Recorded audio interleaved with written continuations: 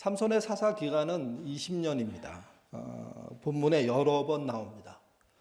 근데 그 사사 20년 마지막이 정말 불행합니다. 그가 갖고 있었던 힘, 그것을 유지했던 머리털, 사실은 머리털이 깎였기 때문에 힘이 약해진 건 사실이지만 머리털에 있는 하나님의 약속, 그것을 어겼기 때문에 벌어진 일들이거든요. 이건 마치 이것과 비슷합니다. 선악과를 먹지 마라 하는 말씀을 어겼을 때 벌어지는 일처럼 머리털이 깎이고 난 다음에 벌어지는 일은 삼손이 스스로 해결할 수 없는 일이라는 겁니다. 삼손이 머리털이 깎이고 난 다음에 진짜 힘을 잃었는지 확인하는 과정이 생기죠. 그게 사사기 16장 20절입니다. 앞에서 읽었지만 같이 읽겠습니다.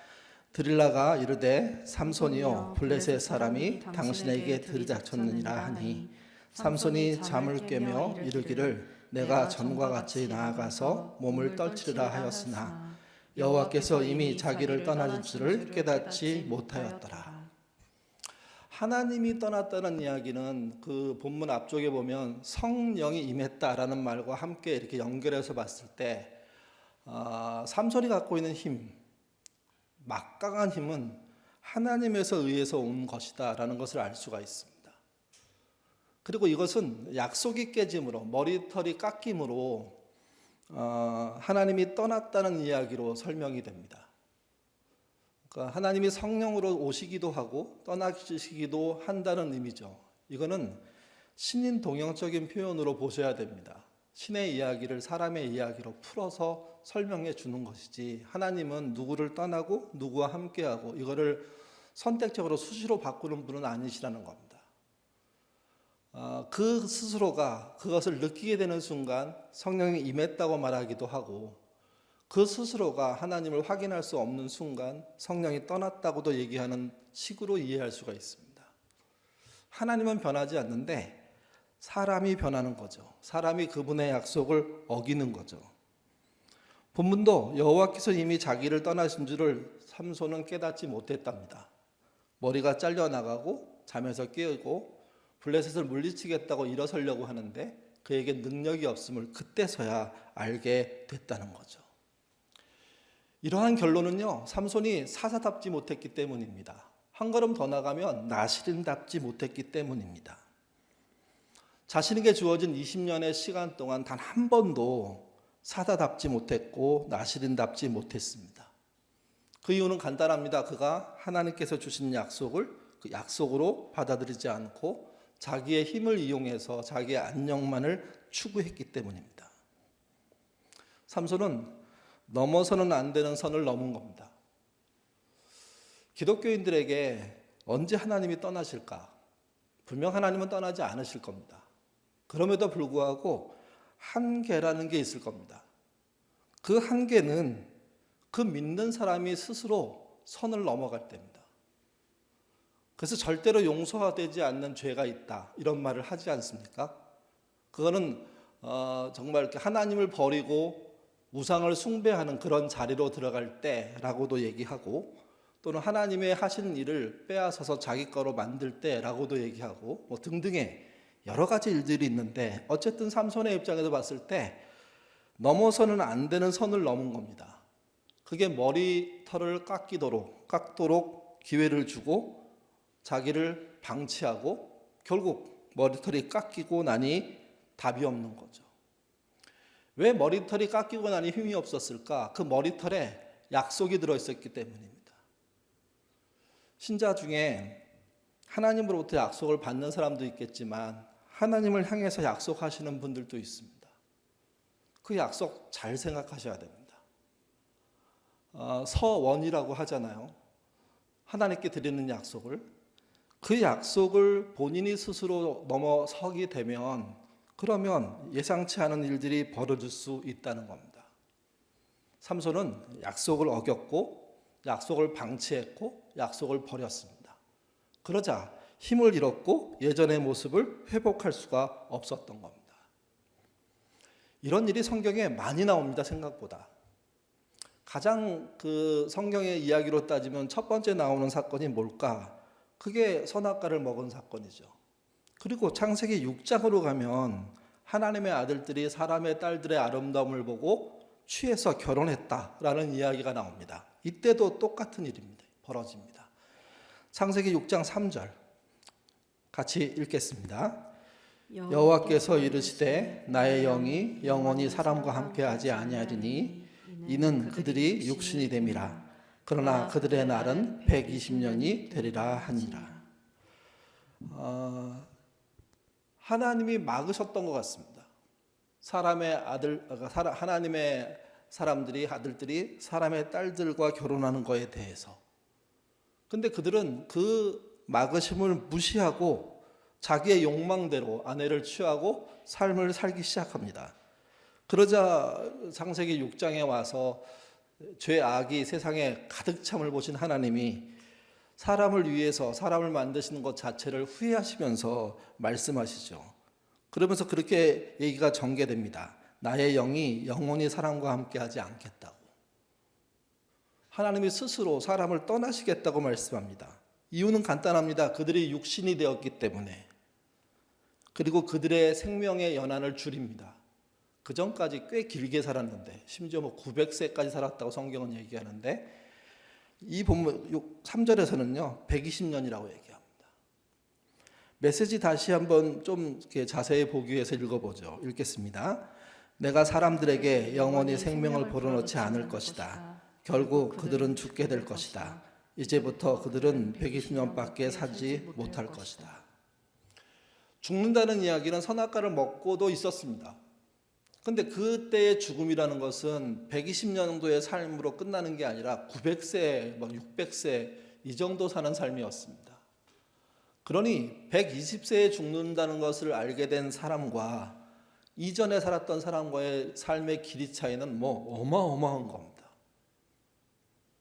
그것은 사람이 욕심을 부리고 한계를 넘어서니까 발생한 일들입니다. 인생은요 그런 식으로 좁혀지고 있습니다. 개인사는 안 그럴까요? 저는 개인사도 동일하다고 생각합니다.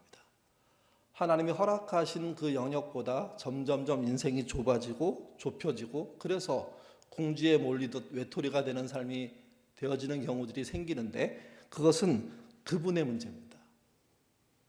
그 스스로가 그 문제를 풀어가지 않으면 답이 없습니다. 은혜로 풀어달라고 하는 게 한계가 있다는 얘기입니다. 왜 그러냐면 은혜를 받을 사람이 은혜를 받을 만하지 못하기 때문입니다.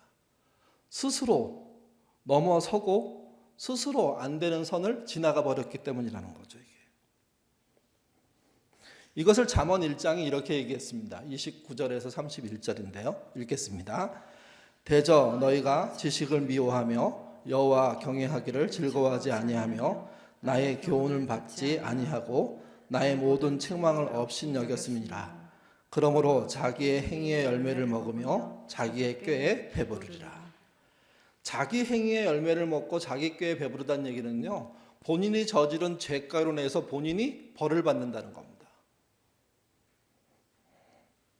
사람에게 가장 골치 아픈 건 자기가 만든 그런 함정에 빠지는 거죠. 그 중에 가장 아마 누구나 경험하는 게 건강 문제일 겁니다. 챙기지 않고 관리하지 않고 잘 다스리지 않으면 어느 정도 나이가 지나면서 생기는 질병들이 존재하죠. 그게 자기 꾀에 배부른 겁니다. 관리해야 되고 챙겨야 되고 조심해야 되는데 마냥 건강하게 쓸 거라고 생각하는데 그게 안 되는 겁니다. 그럴 때가 왔을 때 신자는 느껴야 됩니다. 내 인생의 끝은 결국은 내 꾀에 의해서 내가 무너지는 거구나. 어떻게 세울까? 어떻게 회복할까? 어떻게 만회할까? 그거를 그때 생각하지 못하면 마지막 시간이 되어서 아무것도 할 수가 없습니다. 얼마 전에 한 우리 권사님 가정을 신방했는데 육체적인 어려움 때문에 못 나오세요. 그래서 늘 그분들이 교회에 못 나오는 것에 미안하게 생각하고 어떻게 하면 한 번이라도 올까 하다가 길을 잊어버리기도 하시고 차를 놓치기도 하시고 너무 또 예배 시간에 늦으니까 마음에 불편해서 못 들어오시고 이런 일들이 반복되는 거예요. 그분들이 너무 불안해하고 힘들어해서 어떻게 하면 그분들을 도울 수 있을까 찾아가서 여러 얘기를 하다가 그분들이 잘하는 게 있는데 성경을 정말 오랜 전부터 지금까지 계속 하루에 한 장씩 쓰고 있는 겁니다. 그래서 쓰는 것 중에 마음에 감동이 있는 게 있지 않으시냐 이렇게 말씀드렸더니 있다고. 그러면 이제부터는 좀 외우자. 본인이 쓰면서 마음에 감동이 있고 그래서 그때 자신의 영이 살아나는 느낌이 들었던 그 말씀을 몇 구절인지 모르는데 하나하나 외워가는 시간을 갖자. 그리고 자기의 육체적인 한계 속에서 더 이상 이제 좋아지는 것보다는 나빠지는 게 순서일 건데 그 나빠지는 것 속에 내가 하나님께 할 수 있는 몇 가지 습관을 만들자. 그렇게 제안을 드렸습니다. 그리고 그분들이 말씀 외우는 걸 그때부터 시작하겠노라고. 연세가 드신 분들이 말씀 외우는 게 쉽지 않을 겁니다. 근데 저는 하려는 노력과 수고에 의해서 생기는 새로운 습관이 그분들의 불안한 삶들을 잡아줄 겁니다. 영성은요, 습관이기 때문에 그렇습니다. 여기 꾀로 설명되고 열매로 설명되는 이 말은 그 사람에게 습관처럼 만들어진 걸 말하는 겁니다. 그것 때문에 자기 행위의 열매를 먹게 되고 자기 꾀에 배부르게 된다는 거죠. 결국 망하는 자들도요, 자기가 해놓은 것 때문에 망합니다. 잊지 않으셔야 됩니다. 그게 습관이 되지 않아야 되는 거죠. 그게 자기 거로 정착하지 않아야 되는 겁니다. 삼손의 문제는 그겁니다. 사사로서 20년 동안 하나님의 부르심 속에 살았음에도 불구하고 의미 있는 습관이라는 게 존재하지 않습니다. 하나님을 향해 나가는 습관이라는 게 없습니다. 즉흥적이고 정말 이 사람이 정말 사사일까 하는 식의 행동들을 하게 되는 거죠. 결국 그는 적들에 의해서 머리가 잘리고 두 눈이 뽑히고 그래서 가사로 끌려가서 감옥에서 맷돌을 갈았다. 맷돌에 대한 이야기는 여러 가지 설들이 있지만 그건 중요하지 않습니다. 일단은 사람이 아니라 짐승 정도로 추락한 존재가 누가 됐냐? 삼손이 됐다는 거죠. 지난번 설교 시간에 말씀드렸습니다. 그런데 그때 하나님은 희망을 키우고 계셨다고. 그게 22절입니다. 같이 읽겠습니다. 22절. 그의 머리털이 밀린 후에 다시 자라기 시작하니라.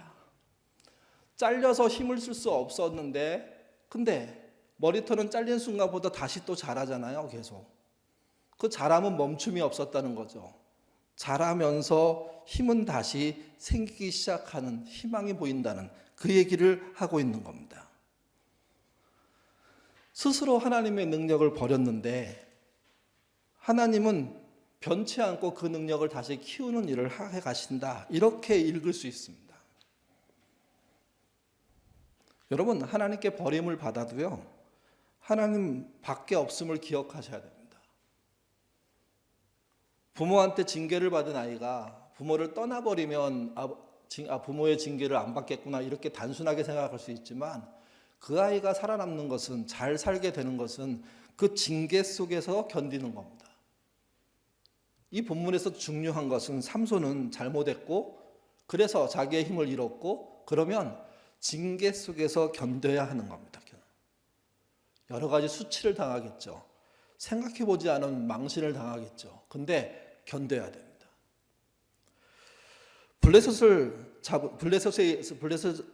삼손을 잡은 블레셋 사람들은요, 축제를 열었습니다. 그리고 자기의 신 다곤이 이 승리를 주도했다고 얘기합니다. 축제가 무르익자 삼손을 끌어내가지고 희롱하려고 합니다. 실제 희롱하고 조롱하죠. 그래서 승리에 더 만취하는 그런 상황들을 만들어가고 그들은 너무 기뻤습니다. 그 상황을 이렇게 얘기합니다. 23절에서 25절인데요. 읽겠습니다. 블레셋 사람의 방백들이 이르되 우리의 신 우리의 원수 삼손을 우리의 손에 넘겨주었다 하고 다 모여 그들의 신 다곤에게 큰 제사를 드리고 즐거워하고 백성들도 삼손을 보았으므로 이르되 우리의 땅을 망쳐놓고 우리의 많은 사람을 죽인 원수를 우리의 신이 우리의 손에서 넘겨주었다 하고 자신들의 신을 찬양하며 그들의 마음이 즐거울 때에 이르되 삼손을 불러다가 우리를 위하여 제주를 부리게 하자 하고 옥에서 삼손을 불러내매 삼손이 그들을 위해 제주를 부리니라. 그들이 삼손을 두 기둥 사이에 세웠더니. 세 절인데요. 여기에 우리란 말이 무려 8번 나옵니다. 번역되지 않은 것까지 포함하면 9번이나 나옵니다. 그들은요, 자기 자신에 대해서 너무 만족하고 있습니다. 자기를 인도하신 신에 대해서 너무 지금 고마워하고 즐거워하고 행복해하고 있습니다. 그러면서 외칩니다. 다곤이 승리했다고. 여호와를 이겼다는 의미가 나오지 않는다고 하더라도 다곤이 이겼다는 이야기는 여호와가 졌다는 이야기가 되는 거거든요. 사실 성경에서 하나님이 졌다는 이야기는 없습니다. 근데 하나님의 사람들의 실패 때문에 세상에서 하나님이 진다는 이야기를 하게 되는 겁니다. 때때로 하나님은 블레셋이 정정당당하게 싸워서 이겼을 때 그 승리를 인정하십니다. 하나님은 그런 분입니다. 근데 그 승리 속에서 침묵하시는 이유는 그들이 정정당당할 때밖에 없습니다. 그들의 싸움은 비겁한 거였고 속이는 거였고 결국은 그래서 삼손을 이기게 된 거였고 그것 속에 다곤이 이겼다는 이야기까지 하니 하나님은 가만히 있을 수 없는 상황이라는 게 본문의 이야기입니다. 그래서 하나님은 삼손이 잘못해서 진 사건임에도 불구하고 그 판을 뒤집으십니다. 결국은 하나님의 승리로 끝이 나게 되는 거죠. 이때 삼손이 기도하는 사건이 벌어집니다. 삼손의 기도는 삼손 이야기 속에 딱 2번 나오는데 한 번은 15장 18절에 나옵니다. 삼손이 목이 너무너무 말라가지고 물이 없다고 막 하나님께 부르짖죠. 그때 그 본문이 부르짖어 기도했다는 것으로 표현되어 있습니다. 그래서 레이라는 곳에서 그런 부르짖음을 지었는데 그때 그 땅에서 물이 터져 나옵니다. 그래서 그 물이 터져 나온 곳은 에학고레라고 이름 짓습니다. 부르짖은 자의 셈이란 뜻입니다. 삼손이 부르짖음에 물을 먹겠다고 부르짖었더니 셈이 터졌고 그래서 그곳에서 물을 먹게 됐다는 거죠.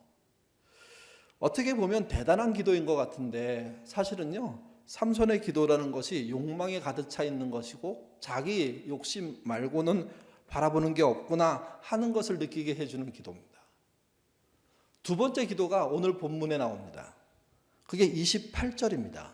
이 기도는 어떨까요? 같이 읽어보겠습니다.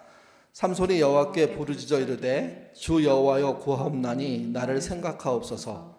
하나님이여 구하옵나니 이번만 나를 강하게 하사 나의 두 눈을 뺀 블레셋 사람에게 원수를 단번에 갚게 하옵소서 하고, 많은 분들이 이 기도를 인해서 나중에 이제 3,000명을 한꺼번에 죽이는 일을 해내거든요.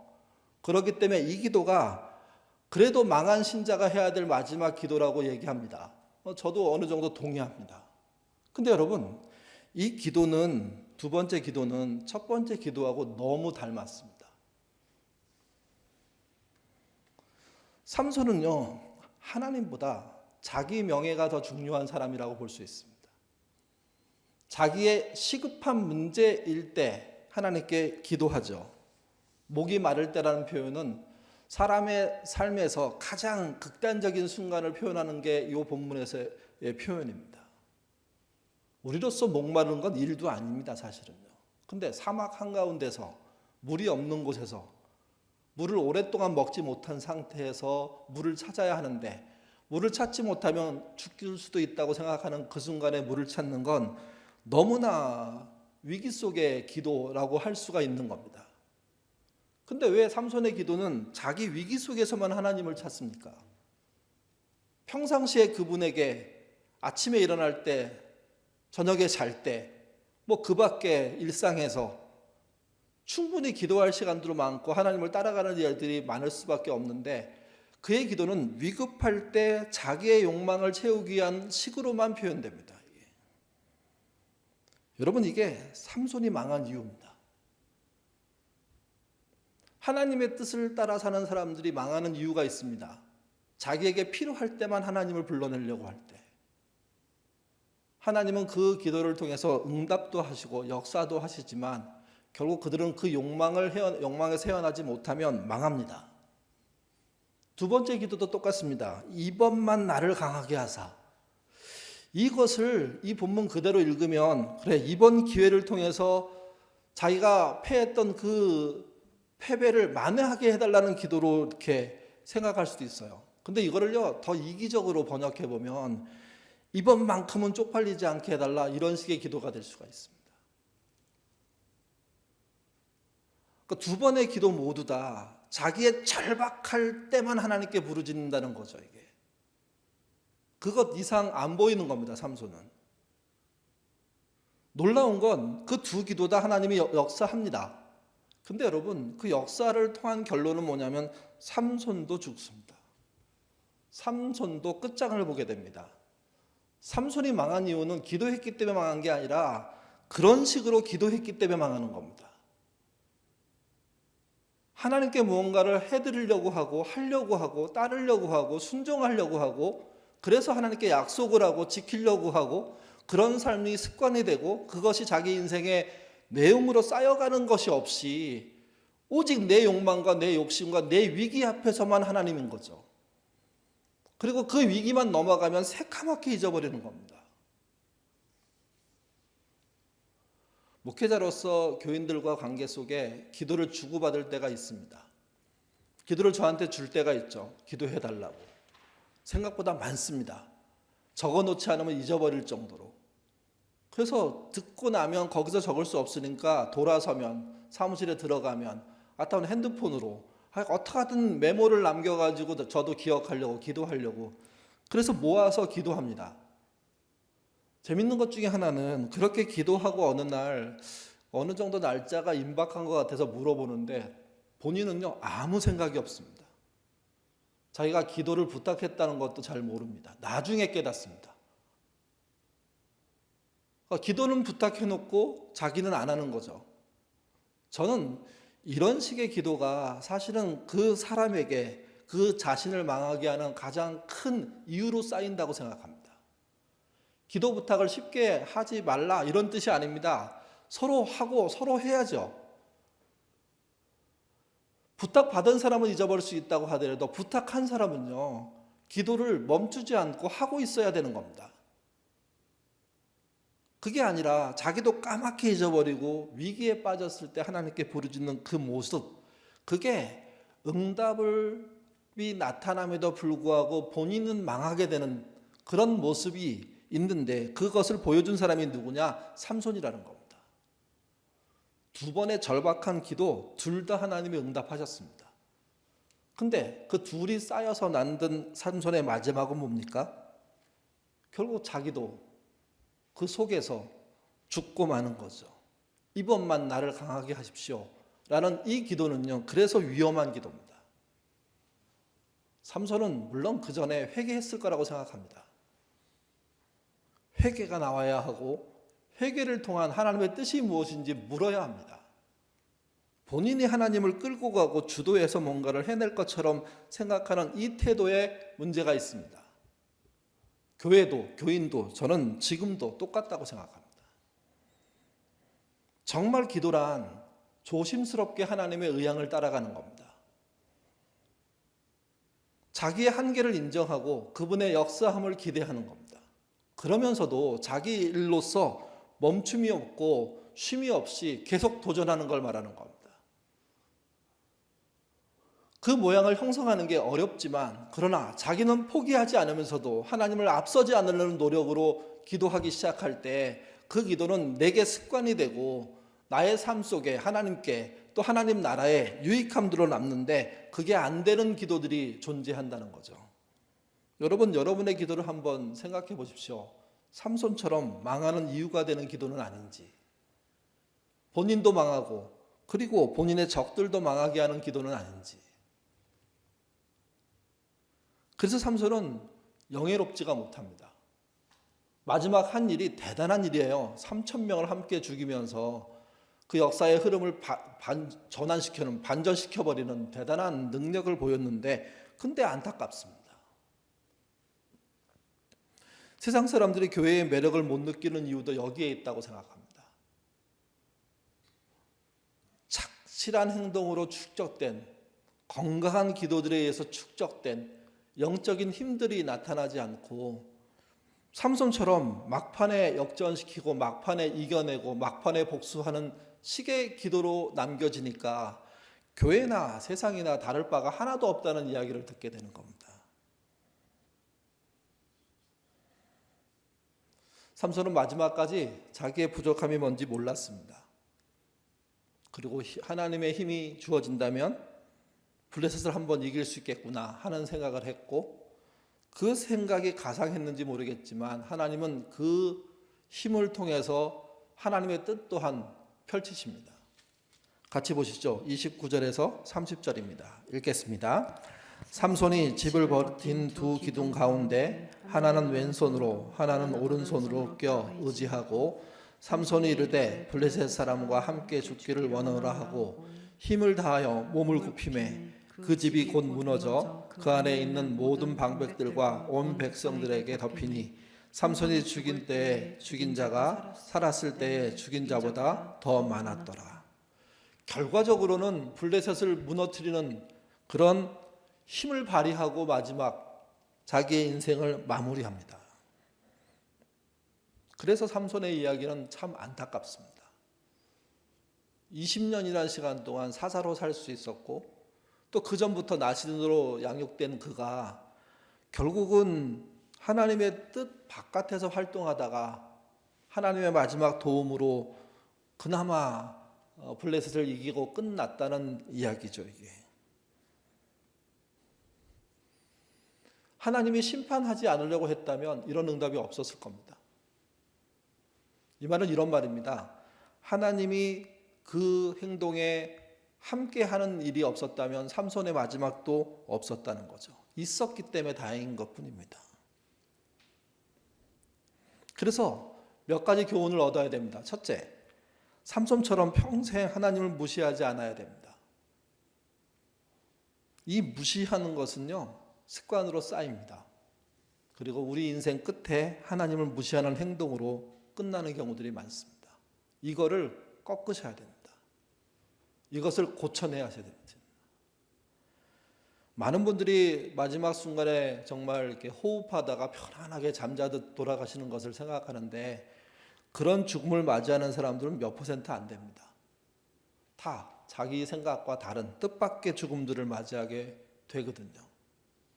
그 죽음은 모르는 세계로 들어가는 정말 어마무시한 시간이기 때문에 평상시에 꾸준히 자기를 관리하지 못한 사람은 그 두려움 앞에 엉뚱한 행동, 아니 그동안 해왔던 행동을 할 수밖에 없습니다. 자기를 다스리는 행동이 나오려고 한다면, 믿음 있는 행동이 나오려고 한다면 그 믿음 있는 연습들이 계속 반복되어서 쌓여야만 가능한 겁니다. 요즘 나온 책 중에 이런 책이 있습니다. 영성이 뭐냐? 습관이다. 습관 들지 않은 것은 영성이 아니다. 한 번의 생각은 영성이 아니다. 그거는 그냥 아이디어다. 아이디어가 습관으로 옮기는 게 필요하고, 그것은 오랜 시간의 노력으로 필요하다. 되는 거다.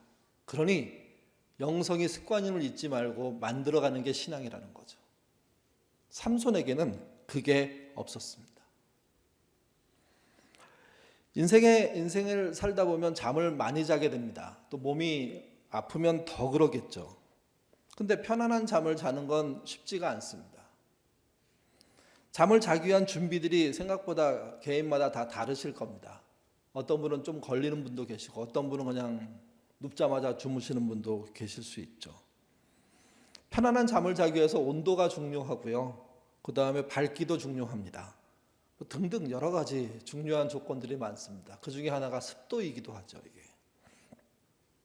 그래서 무언가 머리맡에 놓습니다. 여러분이 잠들기 위해서 머리맡에 두는 건 뭡니까? 담배를 피우는 분들 이야기 들으니까 자기 전에 담배 피우고 들어와서 담배하고 라이터를 자기 머리 옆에다 딱 두고 잔대요. 그래서 자다가도 담배를 피우고 싶다네요. 그러면 일어나서 또 한 대 피우고 다시 잔다고. 저로서는 도저히 이해가 안 되는 말이니까 그럴 수가 있구나. 목마름을 자주 느끼는 분들은 자연스럽게 뭘 하게 될까요? 물을 떠놓겠죠.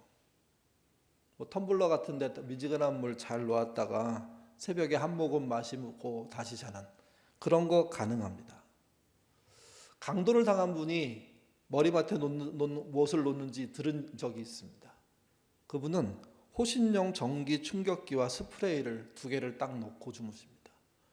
그리고 정말 불안하면요, 핸드폰 옆에다 각자 몸에다 놓고 비상 뭐 이렇게 버튼 누르게 해놓잖아요. 그렇게 해놓고 잠을 잔답니다. 분명 그날 밤에 강도가 들어오지 않는데도 이렇게 해놓지 않으면 불안한 겁니다.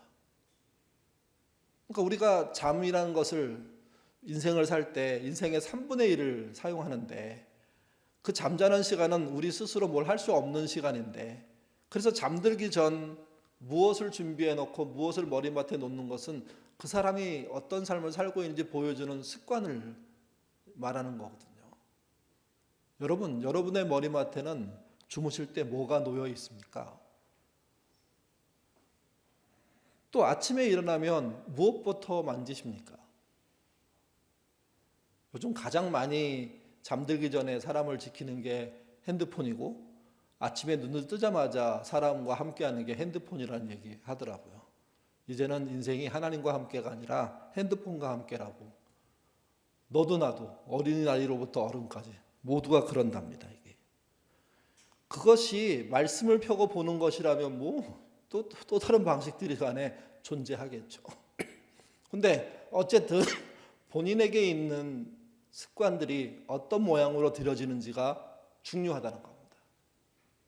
또 잠들기 전에 하는 행동, 뭘 놓느냐도 중요하지만 마지막 10분 동안 뭘 하고다가 잠이 드느냐, 아침에 눈을 뜨고 일어나서 10분, 15분 그 시간이 어떻게 쓰이느냐, 이것 또한 중요합니다. 그런 것을 습관으로 들어놓으려고 하는 노력들이 자기의 삶을 다스리게 돼 있거든요. 변화시키거든요. 그게 습관이 되면 그게 그분의 영성이 됩니다. 영성은 대단한 신기를 발휘하는 게 아니고요, 일상에 하나님 말씀을 따르기 위한 노력들을 말하는 겁니다. 그것이 정착되고 쌓이면 그분의 기도는 일상화되는 것이고, 특별하지 않을 때도 충분히 하나님을 향해서 나가는 일들이 가능하다는 거죠. 삼손 이야기를 보면서 습관들이자 이런 얘기를 드리는 이유는 삼손에게는요, 좋은 습관이라는 게 없어 보였습니다. 그야말로 즉흥적입니다. 그의 기도가 그걸 보여줍니다. 이번만 나를 강하게 하사. 자기의 마지막을 느낀 그 사람이 할 수 있는 기도라고 생각합니다. 근데 여러분, 이런 식의 기도로 우리 인생을 끝내서야 되겠습니까? 지금부터 여러분의 마지막 그 기도가 무엇이 될지, 마지막 그 말이 무엇이 돼야 할지 염두에 두면서 기도하시고 그것을 여러분의 삶 속에 준비해 가셔야 됩니다. 그래서 여러분의 마지막의 말이 아름답기를, 신앙 안에 충만하기를, 하나님의 뜻을 따르기에 부족함이 없기를 바랍니다. 삼손의 마지막을 보면서 삼손처럼 기도해야지 이런 식의 생각하지 마십시오. 삼손과 전혀 다른 기도, 주의 영광과 그 뜻을 순종하는 그 기도, 내가 고통과 아픔 중에서도 그분을 향한 사랑을 말할 수 있는 그 기도 내게 있게 해달라고, 그래서 그걸 연습하시고 도전하시고 해내셔야 됩니다. 편안하게 못 돌아가신다고 하더라도 여러분의 마지막 말이 하나님을 향한 충성의 말이라면 그것만큼 좋은 영성을 가진 사람은 없다는 겁니다. 마지막의 말 기억하면서 삼손처럼 되지 않기를 우리 모두 기도합시다. 기도하겠습니다. 삼손의 이야기는 어렸을 때 너무 흥미로운 이야기였습니다. 삼손에게 머리에 힘이 있다는 그 이야기는 얼마나 신비로운 이야기인지 모릅니다. 삼손이 마음대로 살다가 마지막에 3,000명이나 되는 블레셋 사람을 죽이며 승리하며 죽었다는 그 이야기는 때론 흥분스럽기도 했습니다. 근데 어른이 되어서 삼손의 이야기를 읽어보니 삼손은 허점투성인 사람입니다. 깊은 영성이 없는 사람입니다. 아쉬움과 안타까움이 너무나 큽니다. 그에게 능력을 주신 하나님이 계시고 떠나지 않으신 하나님이 계시고 그래서 늘 하나님과 함께하는 기회가 있었음에도 불구하고 그는 하나님과 함께하지 않는 삶을 살려고 애썼던 것 같습니다. 우리가 삼손을 반면교사 삼게 하시고 하나님의 은혜와 능력 그 권능 앞에 오만하지 않도록 주님 인도하여 주옵소서. 지금부터라도 겸손하게 하시고 삼손과 같지 않은 모습이 되기 위해서 나의 삶 속에 마땅히 들어놓아야 될 신앙적인 습관들 잘 들어놓도록 하나님 인도하여 주옵소서. 잠이 들 때 그리고 잠이 깨었을 때 그 무엇보다도 하나님을 향한 그런 열린 마음들이 있게 도와주시고 그 마음을 통해서 주의 뜻과 은혜를 채우는 신자 되도록 인도하여 주옵소서. 그리고 위기의 때 내가 구해야 될 것이 무엇일지를 늘 마음속에 염두하며 하나님의 뜻을 향한 그런 질문들 그 의미를 쫓아갈 수 있는 그런 능력의 말들 할 줄 아는 신자 되도록 인도하여 주옵소서. 신앙은 습관이고 그 습관은 영성입니다. 우리의 영성이 깊어지려면 그 습관이 깊어져야 됩니다. 주의 말씀으로 깊어지는 그런 시간들 살아내도록 도와주시고 그래서 우리가 나이 들수록 더 선명하게 하나님을 바라보며 하나님을 소망하며 하나님을 향하여 신앙을 고백하는 우리가 되도록 인도하여 주옵소서. 삼손의 마지막 그 기도를 저희가 기억하기를 원합니다. 이번만 나를 강하게 하사. 우리의 기도는 이런 기도가 아니라 늘 주님과 동행하겠다는 충성이 되도록 인도하여 주옵소서. 감사하며 예수님 이름으로 기도드립니다. 아멘.